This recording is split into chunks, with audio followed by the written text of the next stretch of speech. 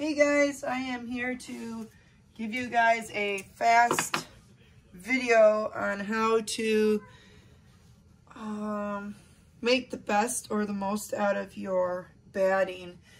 I've got a piece that's way too small for me to use. I am doing a quilt as you go, and I'm cutting squares. My squares are 6.5 inches. Well, it's too small here, but I don't want to waste it. You don't ever want to waste anything. So what you can do, since this is a long piece, it's supposed to be wide enough for a twin bed. I'm going to fold it in half, find the half spot. They don't have to be perfect, but we're going to try. We're going to cut it in half, or cut it where the half point is. Put that there. All right, make sure you have the right side, which is this way. And then you just take them and mend them. They're not going to be 100% perfect. Mine will not be, but it'll be fine. So we're going to do a zigzag. So my zigzag is number 4. And you want to make it as big of a zigzag you can make. Mine is a 3, I guess. That works. Let's see how this goes.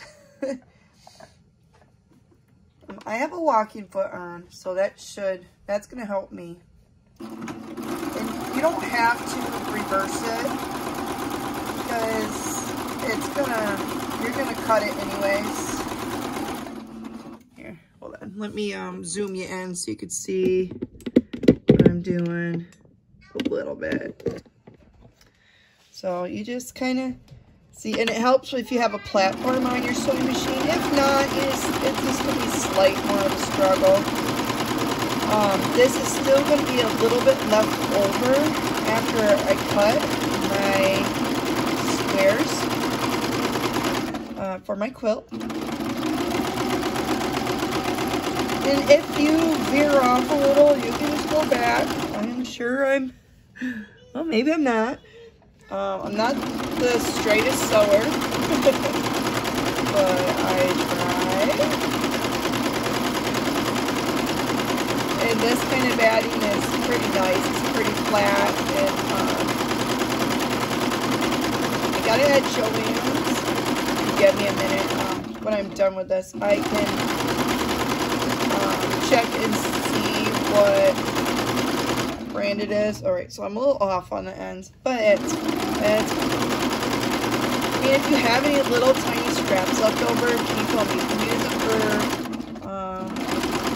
little stuffies if you make stuffies. If you have an embroidery machine and you do in the hoop, you can use them for that.